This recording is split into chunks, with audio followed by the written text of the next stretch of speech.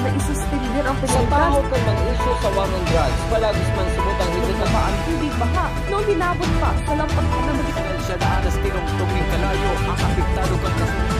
Newsbreak. Sa headlines, kan mga barata, Naga City Police Office preparado na sa deployment kang sedang personnel ngunya na ondas. Truck ban sa siyudad kang Naga, pinunan ngunya ng pag-implementar. Drug suspect sa siyudad kang Naga, as in most wanted person sa Nabua Camarines Sur, arestado. Flores de Octubre na pinagibo sa Barangay Pacol, siyudad kang Naga, naging makulor as in matrayumpo. Uya mga bareta, sa aldaw na ini. Ako po si Christine Reyes. Truck ban sa Naga, liwat na pinag-implementar para solusyonan ang problema sa trapiko. Uyang sa kuyang report. Poon ngunya na aldaw, istrikto nang ipinapasunod ang truck ban sa duwang lugar sa syudad di Naga. Susog sa City Ordinance No. 1993-049, ang Central Business District ang ipagbabawal sa mga truck sa oras na alas 6 aga hanggang alas 8:30, alas 11 ng aga hasta alas 2 asin alas 4:30 ng hapon hasta alas 8 ng banggi. Siring man sa Maharlika Highway, susog sa City Ordinance 2019-055 na halos kapareho maning oras ipagbabawal ang mga truck na mag-agi. Sa mga oras na ini, dakol ang nagaaging bihikulo asin rush hour sa mga pasiring eskwelahan asin trabaho asin ang pag-urlian kini sa pagkahapon. Sinabi ni Public Safety Office Executive Director Rene Gumba na inyalang direktiba sa inda ni Mayor Leni Robredo bilang solusyon sa problema sa trapiko sa mga panghenot na tinampok ang syudad. Ang targeted implementation ng truck ban natin ay dalawang area, dito sa CBD1 at doon po sa diversion area. Kung matatandaan po ninyo, dalawang ordinansa yung nagbibigay ng limitasyon sa pagpasok ng mga truck dito sa lungsod ng Naga. And for quite some time, we have been tolerant about this. But we have to execute the ordinance, particularly now, upon the instruction of our mayor, dahil po dakulang tabang ini sa pagpagian kang trapiko, lalo na sa CBD1 and dyan sa may diversion area. Yaon man ang mga personahe kan Public Safety Office na mabantay sa duwang lugar para striktong mapautob ang truck ban sa syudad di Naga. Dagdag pa ni Gumba, kung magiging magayon ang epekto kaini sa bulos din trapiko, sa inda naman ining ipapadagos. Igwa po. Regular na po ang satuyang checking kang mga truck. Iya po, dire-diretso na iyan. Actually, mapuun lang nun yan, and then intensification, and then we will continue. Saro lang ini sa lakdang kasyudad di Naga, tanganing mabawasan ang problema sa trapiko na oroal daw pinag-aatubang kan mga taga-Naga asin kan mga motorista. Para sa Janan TV 48 Naga, Christina Canzo Reyes, Newsbreak. Mientras tanto, pinaglinaw ni Naga City Mayor Leni Robredo na mga lumang ordinansa kan syudad ang basihan kan pinag-iimplementar na truck ban sa syudad di Naga.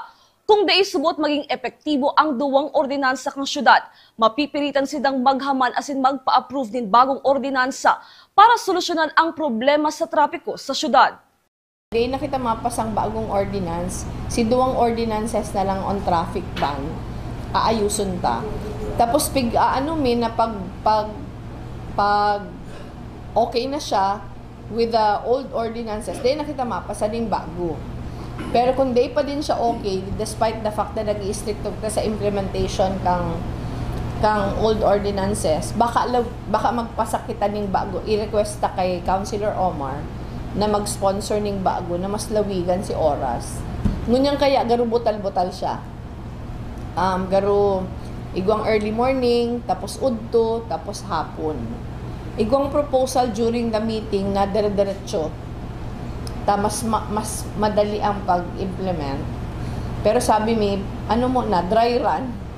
Kung okay man si dating ordinance, di-stick na kita sa dating ordinance. Kaipuhan talang talagang, nag-request kita sa LTO dahil mayo kita mga weighing stations.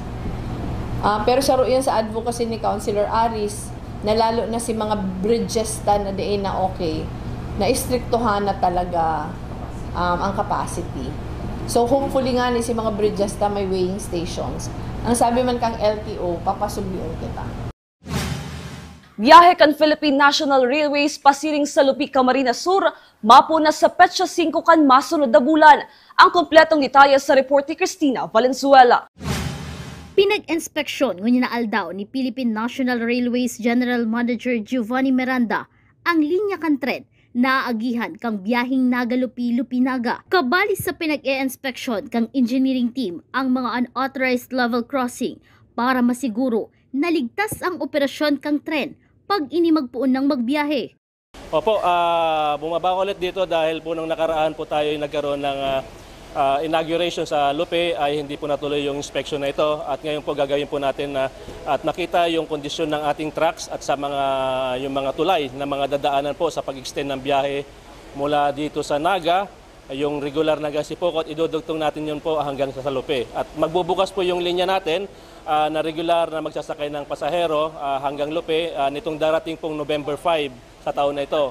Ito ay base na rin po sa direktiba ng ating Pangulong Bongbong Marcos. Tayo ay magbigay ng extended na serbisyo at para mapabuti pa yung transportasyon, particular po dito sa ating southern area ng operation ng Philippine National Railway po. Yun po ay patuloy pong ini-inspect ng aming engineering team naman yung mga unauthorized po na mga level crossing po. May mga unauthorized na level crossing kung saan identified po ng ating engineering na mataas po yung risk nila. So hindi ko pa ma-identify kung ano yung mga bagay, mga particular na mga crossing na yon. Pero kung mayroon pong may i-coordinate po namin sa local government, sa barangay hanggang sa kanilang mga mayor po. Kung may mga kailangan po isara para po maging safe yung ating operasyon kapag tayo nagpatuloy na po sa hanggang Lupi. Nakatalaan man na buksan ang linya kang biyaheng Naga-Lupi-Lupi-Naga poon sa Nobyembre 5 sa oras na alas 4:29 ng aga. Iyo ang enot na biyahe kang tren poon Naga Pasiring Lupi. Dangan alas 9:49 ng aga ang sunod na biyahe. Asin alas 3:14 ng hapon ang ikatulong biyahe. Aabuton man sa sarong oras may kabanga ang biyahe kaini. 75 pesos ang pamasahe para sa mga regular na pasahero, mantang 60 pesos man para sa mga estudyante, person with disability o PWD as in senior citizen. So tayo po ay yung biyaheng Naga to Tipokot which is 37 kilometers ay nadugtungan na po ng 10 kilometers po hanggang sa Lupe. Ang oras po ng biyahe natin dyan sa umaga mula dito sa Naga ay nasa 4:29 AM kung di ako nagkakamali, yung unang biyahe po mula dito sa Naga hanggang sa Lupe. Aabutin po yan ng mga 1 hour and 15 or 17 minutes. Yung total na biyahe po hanggang doon for 47 kilometers. Tapos yung susunod na biyahe naman po ng mula na magpapahinga lang po na sandali yon sa Lupe, babiyahe pabalik po yung tren na yon.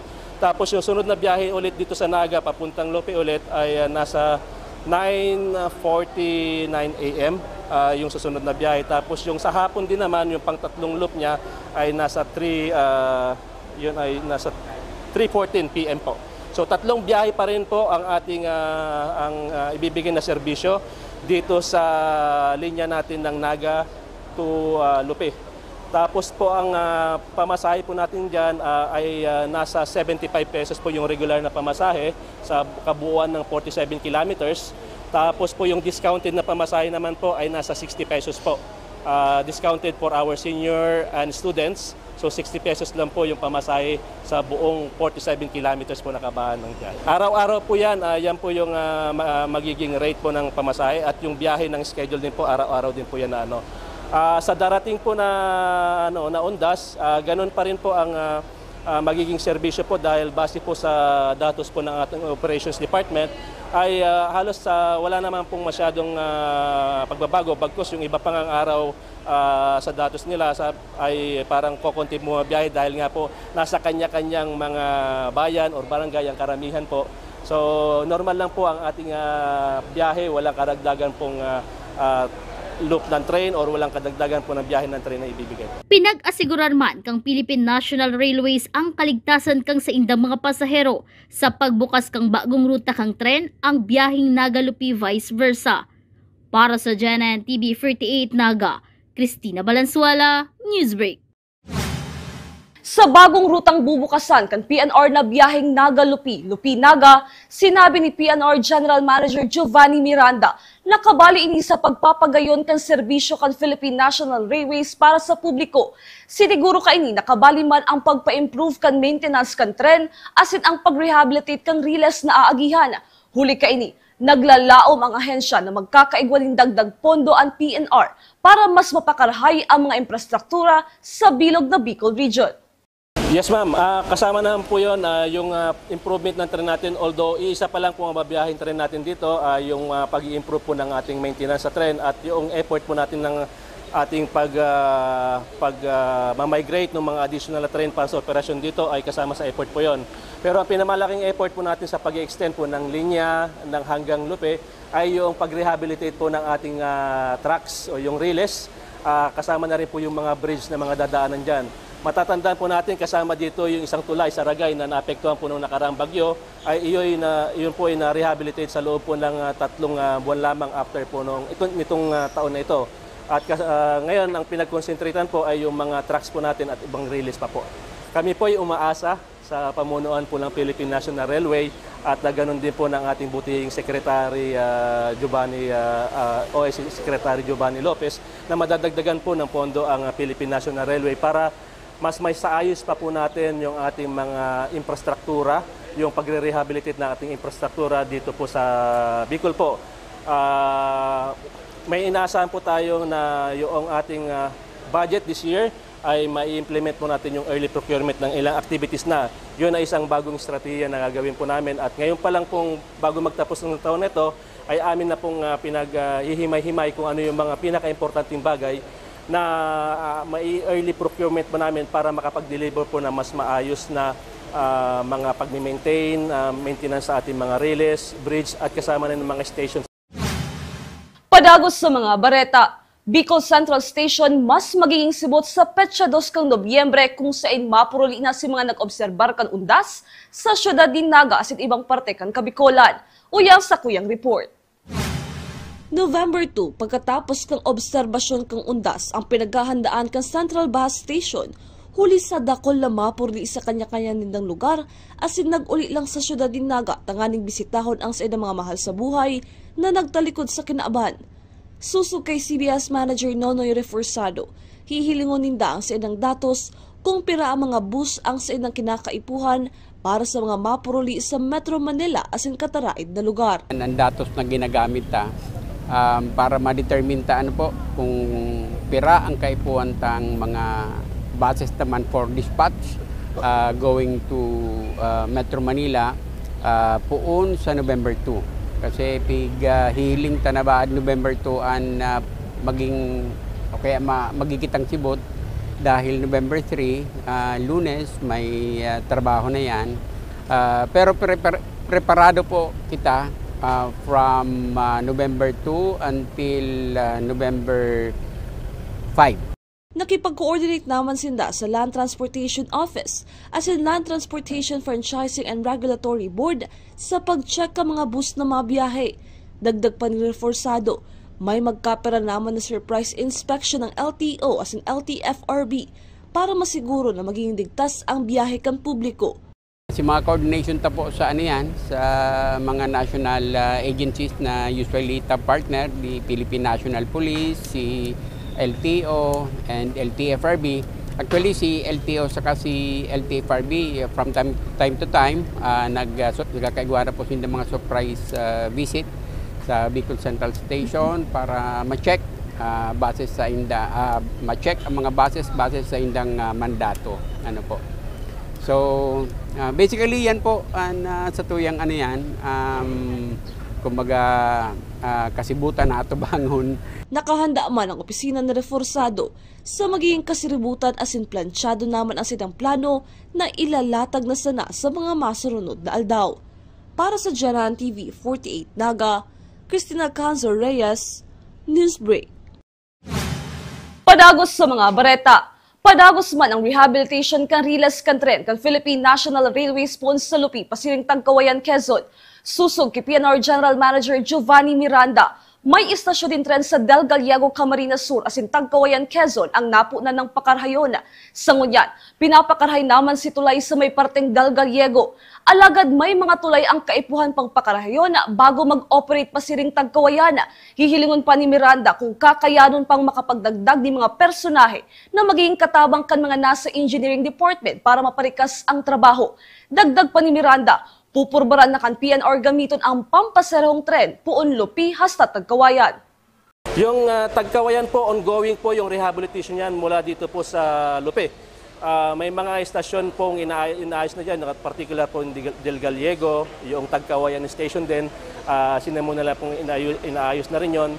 Yung bridge po sa Del Gallego ay yun din ay na-rehabilitate na, pero tinetesting pa rin na tinetesting yun sa pinakamabigat na ating kumbaga maintenance vehicle na ginagamit doon. Pinadaan na nung karaan doon yung ating crane na mabigat para po makita yung kanyang kapasidad at matesting mismo. Pero sa susunod na mga buwan yan ay matitesting po yan gamit po ng ating tren na gagamitin para sa mga pampasahero po. Sinasaayos din po dyan yung mga trucks kasama ng pagbabalastro. Kung nakikita nyo yung maraming nakatambak po dito ng mga balastro ay yan po ay ilalagay po dyan particular sa pagdudugtong ng mula Lupe hanggang Tagkawayan. At this month dumating na po yung additional na maintenance vehicle para sa pag-load. May mga convertible kami na mga trucks, mga dump trucks na pwedeng isakay sa relays para po mas mapabilis yung pag-maintain. 5 unit po yun na i-distribute sa ating pag-maintenance sa linya ng Calamba to Lucena, tapos dito sa Sipocot, Naga at ganoon din sa Naga, Legazpi. Hati-hatiin yun base po sa dami ng ating mga konsentrasyon ng mga mini-maintain na mga trucks. Ganoon din po yung ilang bridge pa dyan, nire-rehabilitate pa po, may mga pinipinturahan, may mga pinapalitan na ibang component ng structure ng bridge natin para po pagdating sa target natin supposed to be this December ay maayos na. Pero ngayon ko titingnan ko kung kakayanin pa po ng December dahil po noong maalala nyo itong target natin sa Lupe ay medyo na-delay po ng 2 buwan po sa target base po doon sa area nga po na may mga kailangan pang i-restore yung embankment. So dahil po yung resources natin ay nahahati po sa kahabaan po ng pag-maintain sa Naga hanggang sa Tagkawayan, ay most probably po may konting usog din po yon at baka mga first quarter po ang estimate ko. Pero titingnan ko today kung anong magagawa pa po, kung kaya-kayanin pa naming makapagdagdag ng mga tao para makatulong po sa ating engineering. Ganon din po kung ano yung mga tools na kailangan nila para makapag-maintain ay gagawin po natin sa last quarter po itong taon. Sa kasumpay na Bareta, nagpagirumduman si Nonoy reforsado sa mga mabiyahe na magbalo ng pagkakana, tubig asin pasensya. Huli tadakol na naman ang mabiyahe sa National Road. Bako lang mga bus asin public utility vehicles, kundi mga private vehicles. Susog sa iya, asahan na ang 15 to 18 hours na biyahe, lalo na may mga road reblocking sa mga agihan, pasiring Metro Manila. Madakol naman po ang aniyan, madakol naman po ang mga magamit kang National Road. Magamit ang mga sasakyan, aside kayo yung mga public utility vehicles. Siyempre, may mga private vehicles man nagagaramiton yan. Mabirahe pasiring sa tuya. Plus, dagdag pa kayan, kumbaga itong mga goods na piglalawag din sa Bicol region, madagdag din yan. Kumbaga malangkaw din ang demand. So, dapat asahan na po ka mga birahe para mas sigurado kita, mga 15 to 18 hours. Hali ako kang nakaging simana sa Tagaytay, si Quezon, si province kang Quezon, talagang igwa pang mga road reblocking din na ginigibo. So nagko-costing traffic.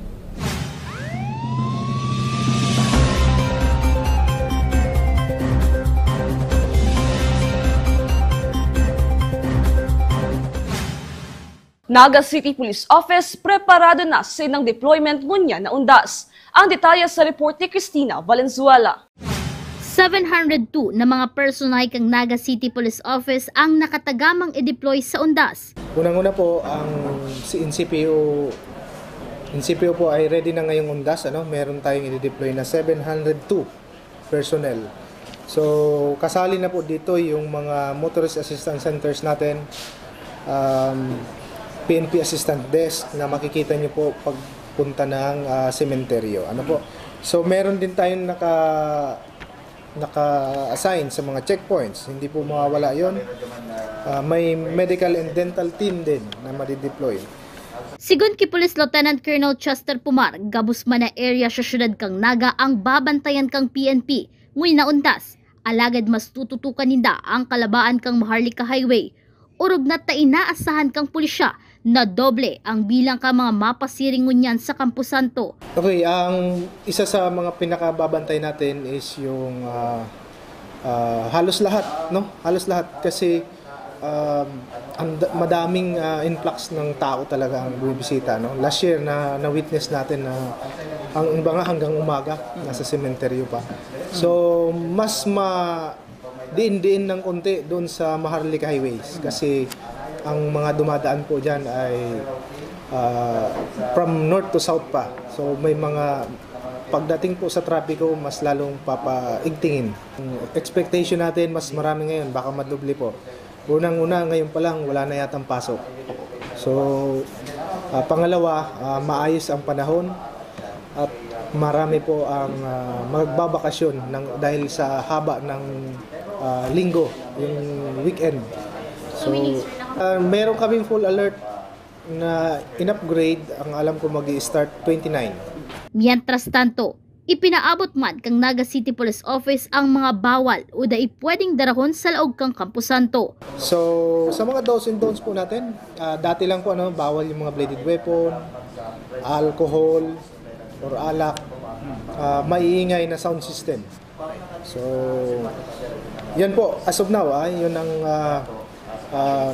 information na nabuo namin dito or part ng security preparation natin sa undas. Para sa GNN TV 38 Naga, Cristina Valenzuela, Newsbreak.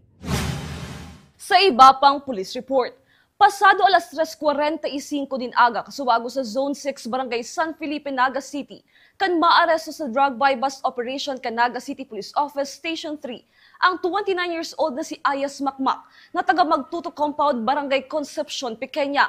Nabakalan subot ini kang operatiba ng suspected shabu asin nakumpiskaran pa ng 5 pidasong plastic sa ning shabu asin sarong ziplock plastic na may nakabugtak ng pinaalang na dahon ng marijuana. Kinakarkulong nasa 7,000 pesos na kantidad na shabu asin marijuana ang narecover kang otoridad sa sospek. Nasa kusliya na kan Police Station 3 ang sospek na si Ayas Makmak para tubangon ang sa iyang kaso. So bago pong amay, pong buy-bust operation ang Police Station 3. So banda po ining mga 3:45 AM and may one arrested po kita, si Leo alias Makmak, 29 years old, mayo po ining trabaho, taga Barangay Concepcion, Pequeña, Magtuto Compound. So nagdayo po ang suspekta digdi sa San Felipe para magbenta ng illegal na drugs, nakuha ng ang suspect ng 5 sachet suspected shabu and may saro pang ziplock na marijuana, So si estimated amount nasa 6,800 gabos or 7K kaiba na po si marijuana. So ngunyan po yaw nang ngunyan sa Police Station 3 para sa iyang inquest proceeding. Sa iba pang police report, sa Barangay Cag-Anahaw, Calbayog City, inabutan kan tracker team halis sa Nabo Municipal Police Station kaibahan ang mga miyembros kan Calbayog City Police Station Samar Police Provincial Office ang akusadong si Ayas Bunso, 44 years old, residente kan Nabo, Camarines Sur, alagad nag-i-star na sa Calbayog City. Si Ayas Bunso ang may kasong 3 counts of rape by sexual assault na may piyansang 600,000 lambang saro as in acts of lasciviousness na may piyansang 180,000 pesos. Paghalis sa Calbayog City, dadarahon ang akusado sa Davao Municipal Police Station para atubangon ang sa iyang kaso. Ang nasabing persona ang number 1 Municipal Most Wanted as in number 2 Provincial Most Wanted person sa Camarines Sur. Padagos sa mga bareta. Ginibok kan nakalihis na simana ang paggirumdum kan 9th Infantry Division Philippine Army sa nangyaring giyera sa Marawi na nagdurar ng 4 na bulan, asin may 8 taon nang nakalihis. Sa giyera sa Marawi, pinadara digdi ang 42nd Infantry asin 49th Infantry Battalion, 65th Infantry Battalion asin 901st Infantry Brigade. Ang 42nd asin 49th Infantry Battalion ang nakabalik na sa Bicol. Alagad yaon pa sa Mindanao ang 65th Infantry Battalion asin 901st Infantry Brigade na posibleng sa masunod na taon makabalik naman sa Bicol ang natadarang pwersa ka 9th Infantry Division duman sa Mindanao. Kung sa Marawi, wala na tayong naiwang tropa doon sapagkat nakabalik na yung 42nd and 49th Infantry Battalion. Meron na lang tayong naiwang tropa dito sa bahagi ng Mindanao, yung 65th Infantry Battalion at yung 901st Brigade. At inaasahan natin na sa first quarter ng 2026 ay makakabalik na rin po sila dito sa Bicol. Bisita kan Camarines Sur kan nakalihis na Biyernes si DepEd Secretary Sonny Angara para sa launching kan Project Supercharging Instruction for National Advancement with Google o SINAG Regional Workshop na pinagkibo sa Provincial Capital Complex sa Banwaan ng Pili, Camarines Sur. Proyekto subot ini kan Google Philippines asin kan Provincial Government kan Camarines Sur sa pamayo ni Governor El Rey Villafuerte. 350 na mga paratukdo sa Camarines Sur asin 350 man na teaching personnel hali sa manlain-lain na probinsya sa Bicol ang nag-atindir sa seminar workshop urog na sa paggamit ng Google AI sa pagtukdo. Inako ni DepEd Secretary Angara na dipisil ang pagbalyo sa digital na paagi kan pagtukdo. Huli kan dakol na factors na kinukonsiderar. Inaapod man kang sekretaryo na symbolic ang launching kan programa sa Camarines Sur, huli ta pirmidigding inaagihanin kalamidad. Alagad padagos naging pusog ang programa kan gobyerno probinsyal kan Camarines Sur, urog na sa digital literacy. Padagos sa mga bareta. 31 na partisipantes na miyembro kan Irrigators Association sa Bicol Region ang nagpartisipar sa gulayan sa NIA na pinagibong niya na aldaw. Ang mga gulay na pinagpabakal ang tanom subuot kan mga Irrigators Association harani sa idang mga pinag-uuma. Sinabi ni NIA Regional Manager Engineer Gaudencio de Vera na sa idang ipapadagos ang araw kaining programa na dakulang tabang sa mga Irrigators Association. We have 31 participants. Early nung, I think, May ata na pag-usapan na yun nga, yung mga kanal natin, why not na taniman ng mga gulay. Di ba? Nakikita naman natin, pinagbabasurahan lang. Ngayon, kung may tanim na gulay yan, parating malinis. So, mayroon tayong 31 Irrigators Association, cooperatives, na nag-participate doon sa panawagan natin na magtanim tayo ng mga gulay. So, ngayon, ito yung culminating niya, no? Dinala nila lahat dito yung mga tanim nila na nakuha doon. Ang kagandahan nito, no? Kikita sila doon sa pananim. Nandyan, kasi yung irigasyon nandyan na eh. Nandyan na yung tubig eh. So, tataniman lang nila. And then, with partnership sa DA, nagbigay naman siya ng mga seeds, mga yung gagamitin nilang mga pala, no? Mga tools na gagamitin nila. Sa iba pang bareta, naging matrayumpo ang pinagibong Enot de Flores de Octubre sa Barangay Pacosio, Dinaga, kasuod mang hapon. Naging bisita si Mayor Lenny Robredo para personal na mahiling ang magagayon na burak asin ang pagdagsakan mga nagbisita. Susog kay Mayor Lenny, kaipuhan na subot na magkuapan ng ibang burak na high value asin swak sa klima kan Naga para mas mapadakol asin mapagayon pa ang selebrasyon kaini. Ang Flores de Octubre ang nagpuod kasuod mang hapon October 26 na matapos sa November 3, 2025. Sobrang happy kami sa turnout. Very short kaya si time to prepare. Nagpuon lang si preparation kato after the Peña Francia Fiesta. Katong may bisita digdiyo si Councilor Toto Jokno na taga Baguio na councilor. Bighera sa tuya si ginigibo ninda sa Panagbenga. So pinuknan iniyo. Pero sa inyo ko kay puan lang punan para magdagos-dagos na, pero ngalas kita sa sa participation. Magagayon na maray si mga booth, si mga retrato magagayon na maray, naging contest man siya.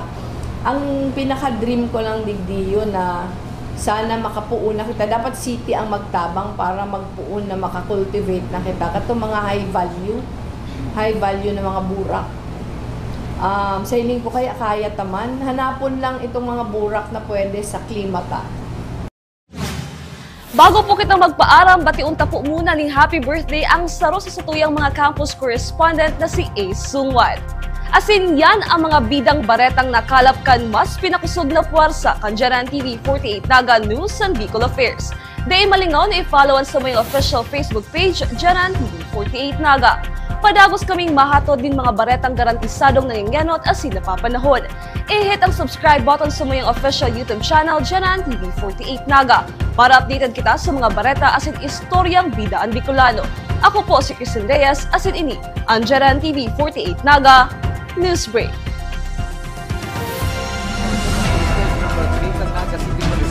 Pinagsubo kasi ng opisina na isuspendir ang Sa pagkakas tao kang mag-isyo sa war on drugs, palagis man subutang higit na ang tubig baha noong binabot pa sa lampas na magitan. Siya daan na stinong tubig kalayo ang apektado kang Newsbreak.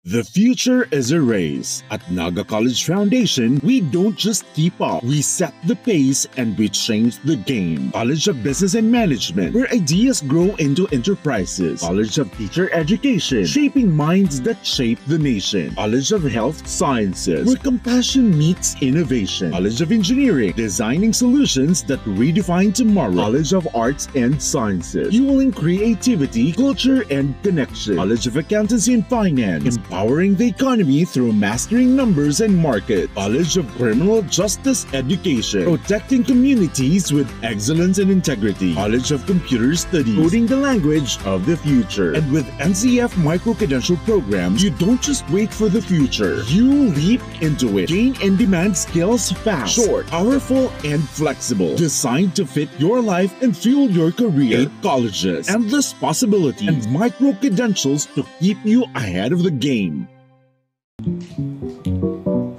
Tanga dali ko nababay na GNN TV 48 Naga. Kalma! Lumipat lang ang GNN TV 48 Naga sa Channel 48.1. What? Direk, ang simple lang ng solusyon dyan. Kunin ang remote, pumunta sa menu Setup o Settings, at hanapin at pindutin ang Scan at hintayin. Then, boom! Balik na sa GNN sa Channel 48 mo. Para sa mga balitang nangunguna at napapanahon, at sa mga programang suwak sa panlasa mo. Tutok lang sa GNN TV 48 Naga, Bida ang Bicolano.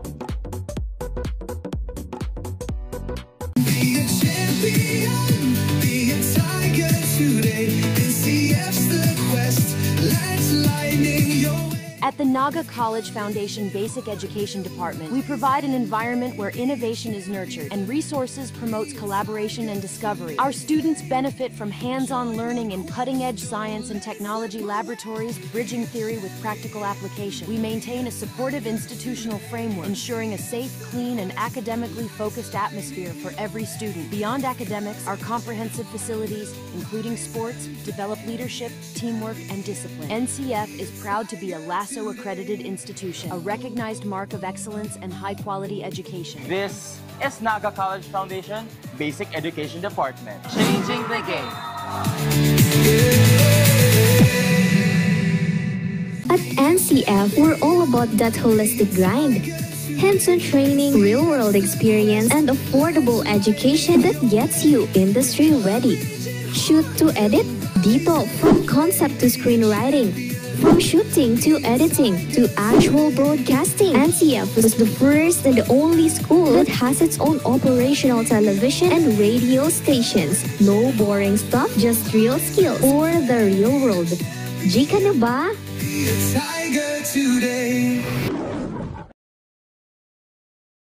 From dreams to strategy. From passion to profession. What can you be with a marketing degree? The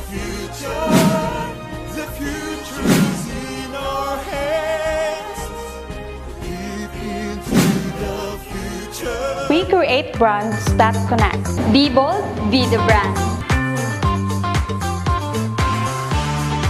Hashtag market your future. It all starts here At the Naga College Foundation, BSBA Marketing Management. Start your quest to success. Be a Tiger today. Enroll now.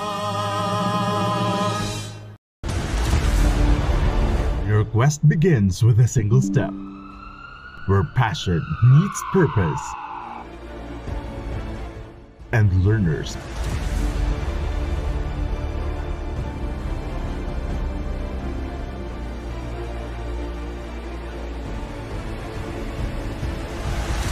Become leaders.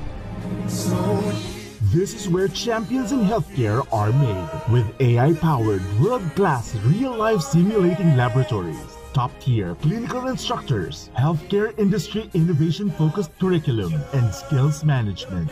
The Naga College Foundation College of Health Sciences is your premier choice in excellent healthcare education.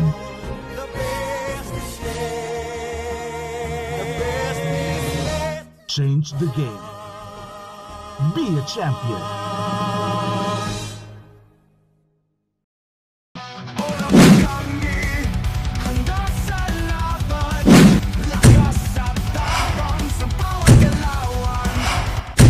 Ano, morag ka?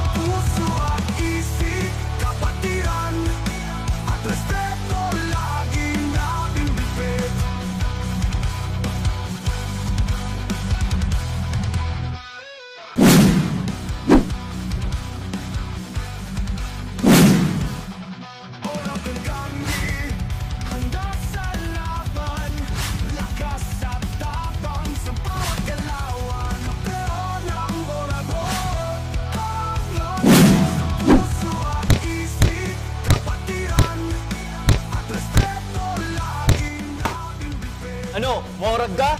Catch Uragon Basketball League on Uragon Sports TV. Liga ng mga Kampiyon!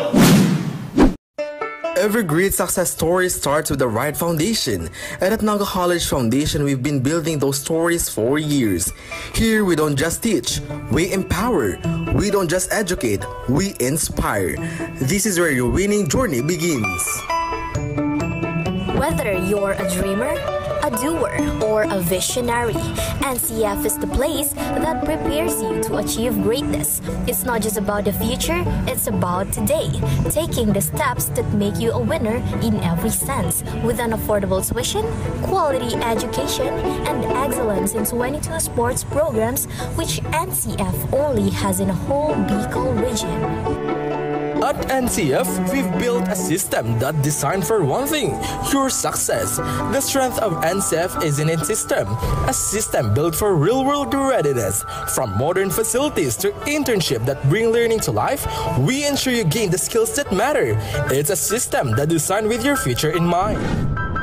Join us as we take you through the world-class facilities and departments that have shaped some of the most successful graduates, from leaders in business to innovators and technology to change makers in health and society.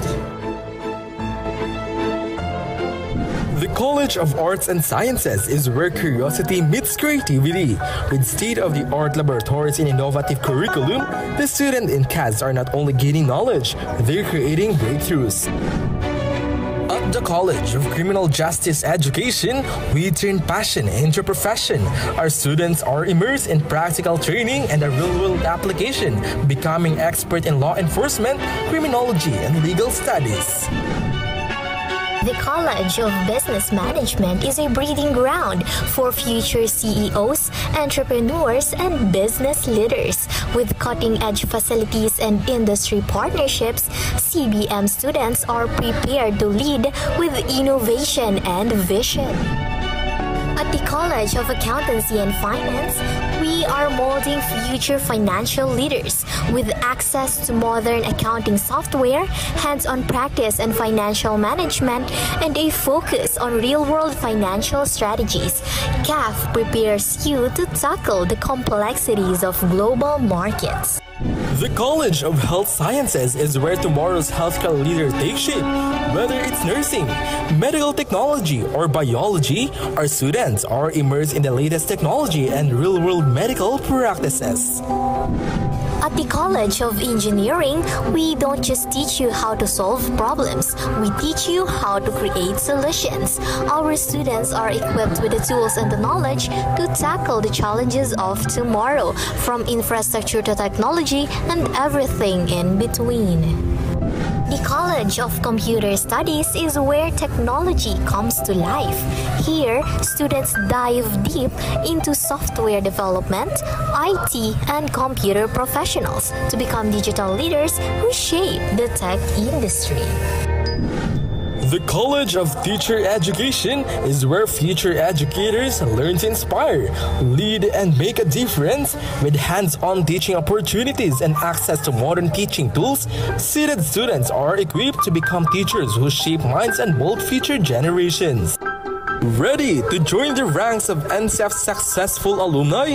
Your journey begins here. And we will always be called as tigers with fierce fangs and claws to conquer the burning success. We are the home of the champions. As we create honorable titles and names for our institution, we leap into the future as we engage ourselves into modernity and innovation.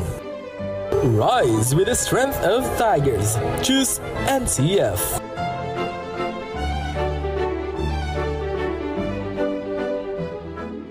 Ano man ang pangarap mo, matutupad yan dito sa NCF. College of Computer Studies, College of Arts and Sciences, College of Teacher Education,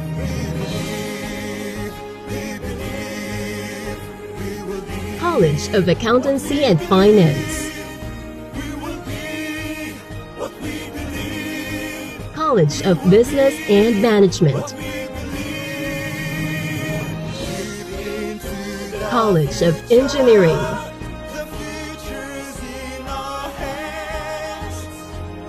College of Health Sciences,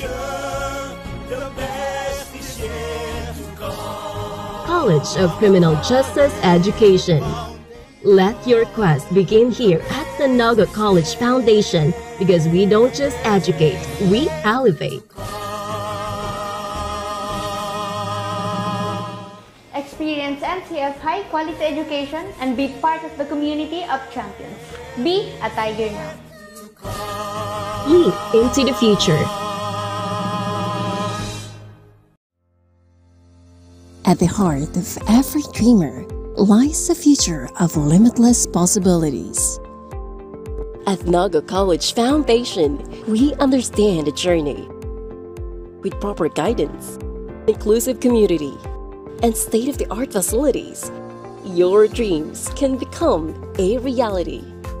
We are a training ground for future innovators, where quality education continues to thrive and service meets excellence. We develop students for more than a career.